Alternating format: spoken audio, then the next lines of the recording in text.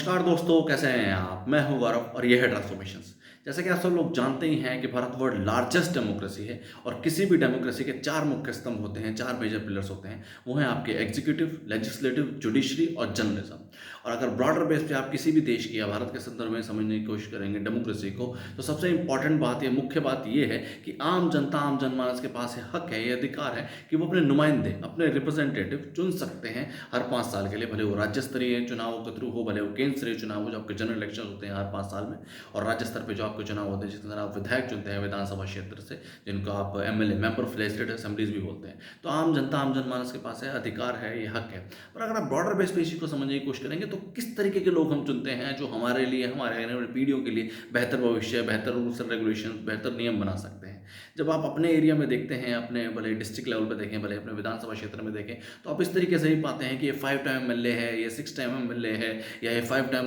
एक तरीके से सांसद है। और गिने चुने 2, 4, 5 लोग ही हैं जो बार-बार प्रोग्रेसिव वे में चुन के हुए आते हैं। अगर एक बार एक हारता है तो दूसरी बार दूसरी पॉलिटिकल पार्टी का कोई जीतता है, और एक ही इंसान काफ़ी वक़्त तक रेलेवेंट रहता है। इवन हमने देखा है कि 30 से 40 से 50-50 साल तक एक ही पर्सन रेलेवेंट रहता है और कभी वो चुनाव जीत पाता है, कभी वो नहीं जीत पाता, और ये विशेष सर्कल बार-बार चलता ही रहता है। तो जो हमारी ये चुनाव की प्रक्रिया जिससे हम आम जनता जो है अपने जो नुमाइंदे चुनती है, वो कहीं न कहीं एक तरीके से आप इसके अंदर बेसलेस पाते हैं, क्योंकि नए लोगों को तो ये अपॉर्चुनिटी मिल ही नहीं पाती। आज अगर देश का युवा ऐसा चाहे कि वो इंडियन पॉलिटिकल सिस्टम का हिस्सा बनना चाहता हो और अपने लिए, अपनी पीढ़ियों के लिए बेहतर भविष्य बनाना चाहता हो, या जो इश्यूज़ या प्रॉब्लम वो डे टू डे बेस पे देखता हो, उन सबकी बेहतरी करना चाहता हो या उन सबका सॉल्यूशन करना चाहता हो, तो उसके पास ऐसी कोई अपॉर्चुनिटी ही नहीं है। इन्हीं सब चीज़ों को देखते हुए हमने ट्रांसफॉर्मेशन जैसा प्लेटफॉर्म बनाने की कोशिश की है, जो कि भारत का पहला एक ऐसा equal opportunity community driven discussion platform है, जो कि भारत के हर युवा को ये अपॉर्चुनिटी देता है, free of cost transparent opportunity देता है,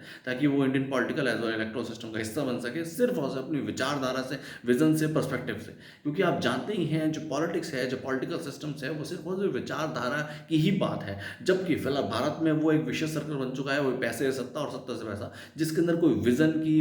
मिशन की, मैनिफेस्टो की, कोई ऐसे पर्सपेक्टिव की बात ही नहीं होती कि किस तरीके के चेंज लाए जा सकते हैं या किए जा सकते हैं। आज भी अगर आप चुनाव देखेंगे, भले वो राज्य स्तरीय चुनाव हो या केंद्र स्तरीय चुनाव हो, जो आपके नुमाइंदे हैं, जो आपके पास आते हैं कि हमें आप वोट दीजिए, उनके पास कोई ऐसा पर्सपेक्टिव तक नहीं होता, और वो कहीं न कहीं ड्रिवन होते हैं अपनी पॉलिटिकल पार्टी से ही, या सिर्फ और सिर्फ अपने जो उनके छोटे-मोटे इस तरीके की चीज़ों को लेके समझ है, उन सब चीज़ों को लेके उनके पास अपना मैनिफेस्टो तक नहीं होता। इन्हीं सब चीज़ों पे फोकस करना है अब, और देश के युवाओं को अपॉर्चुनिटी देनी है, ताकि वो Indian political as well electoral system का हिस्सा बन सके, उनको एक ट्रांसपेरेंट प्लेटफॉर्म बन सके, और उसके बाद वो राज्य की और केंद्र की एक तरीके से प्रोग्रेस में अपना योगदान दे सकें। जय हिंद, जय भारत।